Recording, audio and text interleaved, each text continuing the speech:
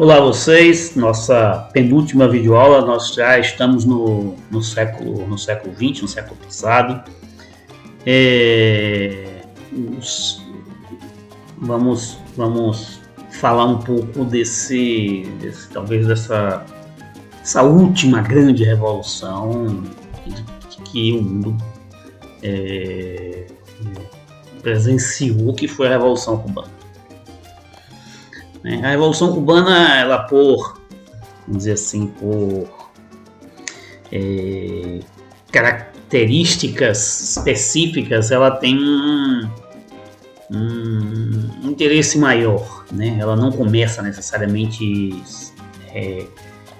uma revolução comunista, né? Eu diria que a princípio é muito mais uma revolução liberal, mas que no desencadear dos fenômenos, ela se transforma numa revolução socialista.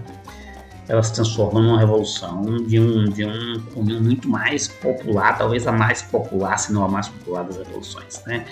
Eu um pouco igualaria ali em parte com a Revolução Mexicana, mas com as particularidades da Revolução Cubana ter implantado o regime socialista, né? Então, isso se deveu a alguns aspectos, também aspectos do seu tempo, né? Quando a revolução acontece, né? Essa é uma revolução de meados do século XX, né? Eu que nasci na segunda metade do século XX, não presenciei a Revolução Cubana, claro, eu nasci em 1972, mas eu vivenciei um pouco as consequências dessa revolução, né? O devir histórico que a Revolução Cubana proporciona, principalmente aos países da América Latina, mas também a Guerra Fria. Mas vamos por partes, igual a Jack, o Estripador. Né? Então, basicamente, no início do século XX, né, Cuba é a mais tardia das independências latino-americanas. A gente vai ver isso com mais tranquilidade daqui a pouco. Mas, basicamente, você tinha três projetos, né? Um projeto nacional populista, né? E a nacionalidade em Cuba é muito mais grave por conta também da Espanha ter permanecido muito mais tempo que nas outras esferas, que já tinham se transformado em república. E essa corrente, vamos dizer assim, nacional populista acreditava num desenvolvimentismo estatal, né? Que o Estado cubano deveria gerar um processo de desenvolvimento da economia cubana. Para e passo a isso, um outro grupo, veja, esses grupos são muito parecidos com aquilo que aconteceu no Brasil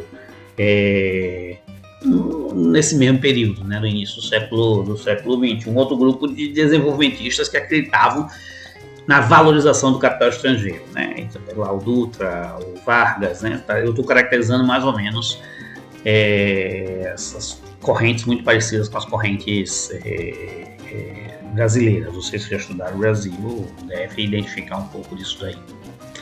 E o terceiro aspecto, né? A terceira grande linha, como boa parte do mundo, era uma corrente liberal que não acreditava na presença do Estado. Então, acreditava na abertura dos mercados, laissez-faire, laissez-aller, laissez-passer, deixe estar, deixe correr, deixe passar, o liberalismo econômico, liberté, égalité, fraternité, enfim, que o Estado fosse mínimo, né? Esse cinema a gente escuta, para e passo, a gente está escutando ainda até hoje. E essa corrente acreditava na abertura do mercado, inclusive a abertura do mercado para os Estados Unidos.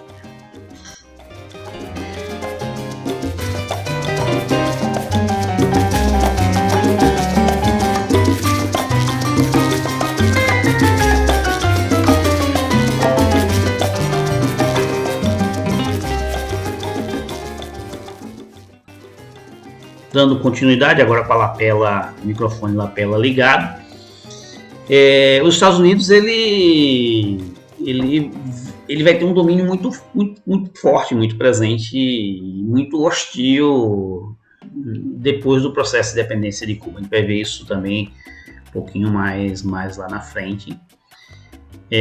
Vejam a proximidade dos Estados Unidos e o interesse americano em algumas ilhas ali muito próximas dos Estados Unidos, mesmo porque, por questões até estratégicas, eles queriam ter o controle do Golfo do México, principalmente, também por conta do petróleo. Mas vamos voltar um pouco na ideia geral por trás desse início de século, né? Então, tentar compreender esse início de século XX, trazendo esses componentes um pouco mais gerais. Veja, em 29, né, vocês sabem disso, escutaram isso em vários momentos, você tem uma grande crise do capitalismo. Né? O que significa essa grande crise do capitalismo em 29? O liberalismo, né, os liberais acreditavam que o Estado não deveria intervir na economia e que a economia se autorregulava. Né? A ideia de uma mão invisível que tudo controlava, que era o mercado, e que ajustava tudo. Né? Não precisava, toda vez que o Estado intervisse, ou os sindicatos, ou qualquer outra entidade, iria criar desequilíbrios na economia. Né? A ideia de que os empresários não podiam ter absolutamente controle algum para poder continuar a sua exploração. A crise de 29 vem colocar um grande cheque nisso, né? Porque uma das ideias centrais do liberalismo é que toda oferta cria sua própria demanda, ou seja, quanto mais se ofertar, as demandas vão surgindo. Né? Em 29 isso se transformou numa falácia, né? Uma toleima. Né? O capitalismo entra em crise principalmente também por conta dos Estados Unidos, que passa a produzir cada vez mais e precisar de mercados cada vez mais. Né? E aí desencadeia ou ressuscitam, inclusive, a ideia da doutrina Monroe, que indicava que a América deveria servir aos interesses americanos. Né? A América, em geral, deveria atender aos interesses dos norte-americanos. Isso vai ficar muito claro em Cuba. A Revolução também revela aos outros países da América Latina.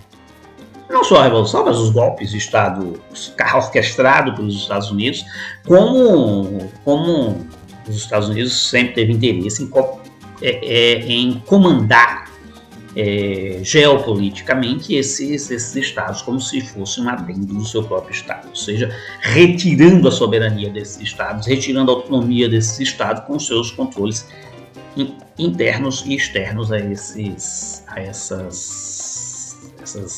estruturas que os Estados Unidos sempre imaginaram, adendos e parceiros da sua economia. Por adendos e parceiros, entendam uma forma de neocolonialismo sem ocupação. A crise de 29 vai levar essa ideia ao seu ápice. Né? Os Estados Unidos precisa desovar os seus estoques. Mas também uma outra ideia vai ser incorporada na lógica geral do próprio capitalismo. Que é o seguinte, todos os países, essas grandes economias, saíram caindo em cascata com a crise da Bolsa de Valores de Nova York. Ou seja, os Estados Unidos já era a grande economia, pelo menos a grande economia industrial do mundo em 29, mas não assumia o papel hegemônico ainda, era assumido pela Inglaterra, dado inclusive esse controle inglês dos mares, seja no Oriente, seja no Ocidente. Né? Os Estados Unidos começava já, a águia já começava a tentar colocar suas garras em todos os continentes. Mas, por exemplo, se eu pego o continente africano, esse domínio direto dos Estados Unidos nunca foi muito bem quisto pela própria lógica americana. Eles fazem um domínio sorrateiro, né? Aquele domínio que a mão invisível é da águia, que crava muito rapidamente sua presa e a retira. A figura de linguagem é minha. Dito isso, a crise de 29 ataca todos os países capitalistas, né? Exceto um país sai ileso da crise de 29. Não sente absolutamente nada, né? E a economia continua a crescer de forma acelerada e maciçamente coordenada, que era a economia da Rússia. O que alertou, né, aos teóricos em geral, a necessidade de um certo planejamento, né? A economia russa era planejada. Então não se produzia mais do que aquilo que se podia consumir, se produzia aquilo que se poderia consumir. Só que, para o capitalismo, o controle da oferta é uma realidade. Imagina, os liberais não querem controle nem controle algum. Imagine você controlar a oferta. Controlar a oferta significa controlar as empresas. E para o capitalismo isso seria um antiliberalismo. Mas aí um teórico inglês, não só ele, mas paralelo a ele, inclusive um outro teórico chega às mesmas conclusões, né? O Keynes por um lado, o Kalecki por outro, a chegar às mesmas conclusões. Era necessário fazer um processo de desenvolvimento da demanda, né? Fazer a economia voltar a se mover, aumentando a demanda. Quem poderia fazer isso? Ora, não era o consumidor, porque o consumidor estava em crise sendo desempregado. Não é o capitalista, porque está em crise, não vai investir. Então não tem consumo, não tem investimento. A crise é mundial, não adianta exportar, porque todos não vão comprar. Né? A ideia seria, se você exportasse, você conseguiria vender. Mas para você exportar, alguém tem que importar. Então, se você não consegue, se os países não estão importando, você não consegue exportar. E, portanto, não funciona a exportação. E se a importação funcionar, ela age negativamente na economia. Porque é dinheiro saindo da economia e indo para um outro país. Só resta os gastos do governo. Então a ideia de Keynes era gerar um processo de aceleração dos gastos do governo. Com o quê? Com nada, porcaria. NASA pega a pessoa e joga na Lua. Serve pra quê? Nada. Aí pega um cachorro e joga na Lua. O cachorro, não sei o que, morreu. Quando incendiou lá a charge. Até hoje as pessoas choram mais pela Laika, a cachorra russa, do que pelos astronautas que morreram na empreitada. Eu tive a oportunidade de ver, não vi a Laika, porque a Laika estourou, mas eu vi os outros cachorros que foram e voltaram lá em Moscou, né? Tem um museu, tem uns cachorrinhos empalhados, que você consegue vê-los lá, Museu do Astronauta. Eu cheguei nisso, senhor. Então veja, o mundo, portanto, passa a funcionar de uma outra forma. Que forma? Desse Estado gastador. O Estado tem que gastar mais do que ganha, o Estado tem que se endividar. Para quê? Para fazer acelerar a economia. Uma solução brasileira, por exemplo, foi criar uma estrada que saía da praia de Cabedelo e até a selva, até o Pará, Manaus, eu não lembro até onde vai a Transamazônica. Ninguém sai da praia, anda 3 mil e tantos quilômetros para ir para a selva. Então pouco a pessoa sai da selva, anda 3 mil e tantos quilômetros para ir para o mato. Ou seja, essa estrada não serve para nada, nunca se viu. Serve para quê? Para gastar dinheiro. E foi essa a intenção do Delfim, foi essa a intenção do Médici, era gastar dinheiro ao longo desse caminho, porque ele via um processo de empobrecimento muito grande no caminho. Olha, não estou nem falando de ideias comunistas, não. Embora sejam ideias que partiram da Rússia, são ideias que foram adotadas, inclusive, pelo governo ditatorial, linha dura do Rasta Azul. Né? Então vejam, esse Estado liberal vai perder muita força a partir dessas teorias, da necessidade de você implementar os gastos do Estado. Né? E aí você tem ideias distintas para resolver isso, né? Da presença do Estado. Uma das duas ideias mais eficientes para se gastar, infelizmente, no capitalismo é A guerra. Né? A guerra, por si só, é uma forma de você dar eficiência ao desenvolvimento do capitalismo. Nada consome mais do que um tomahawk, né? Do que um míssil. Você pega um míssil, você estoura o prédio, morre as pessoas, destrói até, sei lá, um pacote de bolacha que tiver lá no prédio, você consome um pacote de bolacha, consome tudo que tiver lá em volta. Isso é desenvolvimento, isso é crescimento, isso faz girar a economia. É triste? É. O capitalismo não é feliz. Ou, sei lá, isso também proporciona a ideia da aceleração do crescimento econômico, por exemplo, nazista. O que não serve ao capitalismo?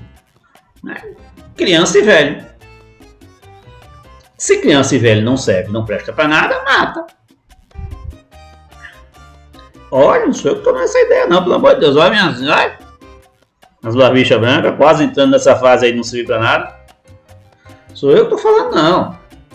São ideias nazistas. Que funcionam e se adequam de forma muito eficiente ao desenvolvimento do capitalismo. O capitalismo alemão acelerou estratosfericamente. Por quê? Porque não tinha que carregar aquelas pessoas que não trabalhavam.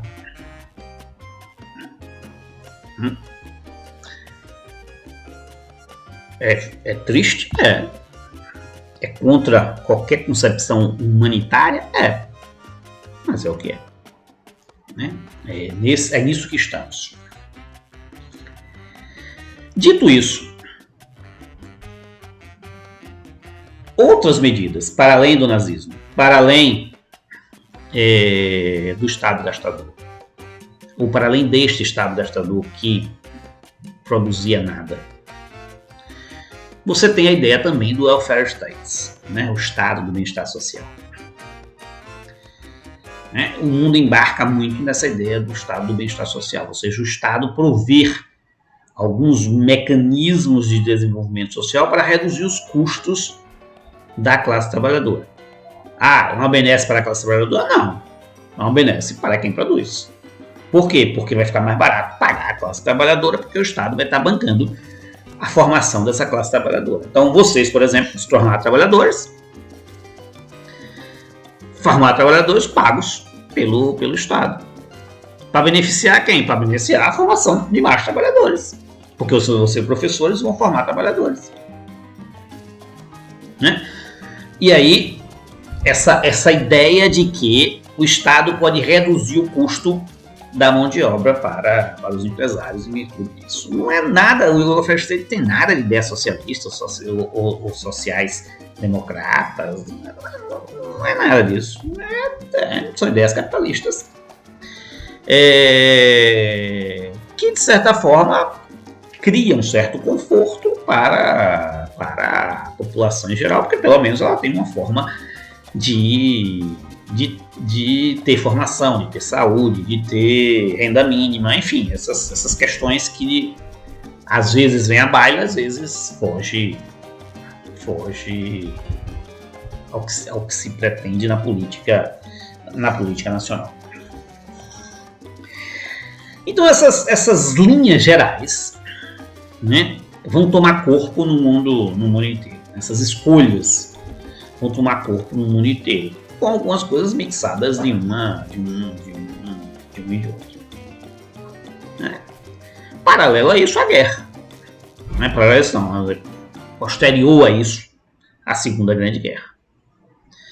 A Segunda Grande Guerra que vai, de fato, destruir a hegemonia inglesa, consolidar a hegemonia americana e, vamos dizer assim, permitir que os países latino-americanos, principalmente os países americanos exportadores de matéria-prima, Cuba, Brasil, Argentina, Chile, México, vivessem um período áureo, portanto um declínio muito, muito profundo no momento posterior, ou seja, no imediato pós-guerra, você tem uma crise imensa nesses países. Por quê? Porque a Guerra Fria vai focar-se, nesse primeiro momento, pelo menos no pós-guerra, vai focar entre é, a União das Repúblicas Socialistas Soviéticas e a parte soviética dominada pela guerra, o leste europeu, e os americanos que vão dominar a parte ocidental da América e proporcionar a reconstrução da América. Então, os dois lados queriam mostrar, né, que principalmente nas fronteiras de conflito, cada um era mais eficiente do que o outro. Né? Talvez por isso a Alemanha tenha recebido tão mais investimentos do que os outros esferas. A Alemanha estava ali, claro, na linha divisória entre os dois países. Eles ficaram vizinhos, né? Eles dividiram a Alemanha porque chegaram na Alemanha ao mesmo tempo. A guerra é vencida, claro, mas ninguém já estava a guerra. Associado a isso, esse incremento imenso dos Estados Unidos com o controle do Pacífico e da América. Então, os Estados Unidos, de fato, controla boa parte da Europa. Ao controlar a Europa, indiretamente vai controlar boa parte da África, vai controlar o Pacífico e vai controlar a América como um todo. Enfim, não vai conseguir controlar, até hoje não consegue controlar totalmente, embora invada e não vai conseguir controlar totalmente o Oriente. Totalmente. Quer dizer, eles não controlam minimamente. Então esse pós-guerra surge como, vamos dizer assim, novas hegemonias, né? No capitalismo, a hegemonia americana, consolidadíssima, né? A grande economia de todo mundo, e do outro lado a União das Repúblicas Socialistas Soviéticas, que com um bloco imenso de países sob o seu domínio econômico. Né? A partir de um determinado momento, o desnível da balança vai vir nessa ruptura da China com o bloco da União das Repúblicas Socialistas Soviéticas e essa adesão da China aos interesses americanos. Agora eles estão sofrendo. Então, vingança é uma coisa que a gente não deve comemorar. Não que eu estivesse torcendo por alguém, não é isto. Mas voltemos à doutrina, né, a doutrina Monroe. Né, América para os americanos. Né, América deveria ser do domínio dos americanos do norte. Né, por isso o grande interesse deles em cada vez se expandirem mais e cada vez irem ocupando mais América. Inclusive com a proposta sempre vira e mexe, ela reaparece, de unificação da América em torno de uma comunidade comum,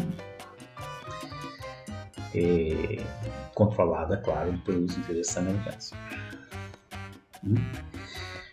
Veja, é uma doutrina de 1823, né? Então é uma doutrina pós-independência dos Estados Unidos e pós-independência, assim, no processo de independência do resto da América Latina. Tem uma lógica dizer que a América para os americanos naquele momento não é a mesma lógica do América para o americano hoje. Né? Muito embora a doutrina continue em vigor, né? Os americanos gostam de requentar as marmitas. Não é a mesma coisa, né? Dizer que a América para os americanos em 23 significa que os espanhóis não tinham sentido os espanhóis lá ainda estarem, né? Ou seja, a América deve ser independente e deve defender os seus interesses em detrimento dos interesses das metrópoles. Outra coisa é dizer que a América tem uma nova metrópole e o resto da América é colônia. Né? O neocolonialismo americano, o imperialismo americano, ele é muito, muito forte. E ele não ele faz esse domínio pelas suas mercadorias, né? E pelas manipulações escusas, né? Da lógica americana de minar estados, de fazer golpes, enfim. a arquitetura americana de atacar os países sem necessariamente atacar. Mas voltemos ao 23. Né? Essa doutrina pega Cuba de forma muito assim, talvez pior do que Cuba, só Porto Rico, que deixou de ser tornou-se um estado americano, virou uma parte do próprio Estados Unidos, ou a Flórida, né? Ou toda aquela região do México que é invadida pelos americanos. Né? Cuba ficou a meio caminho disso. A independência de Cuba, veja, ela ocorre em 1898. Ela é fruto de uma disputa de 30 anos entre os cubanos e os espanhóis, mas também entre os cubanos, os interesses americanos, junto com os cubanos e os espanhóis. Ela envolve 2 guerras.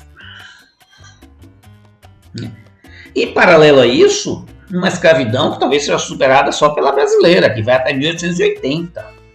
Ou seja, o processo de exploração em Cuba, o processo de colonialismo em Cuba é muito forte, muito mais forte do que nas outras esferas. Exploração do povo cubano, e que permanece depois da independência. Que é aquilo que a gente vai debater um pouco mais adiante nas próximas videoaulas.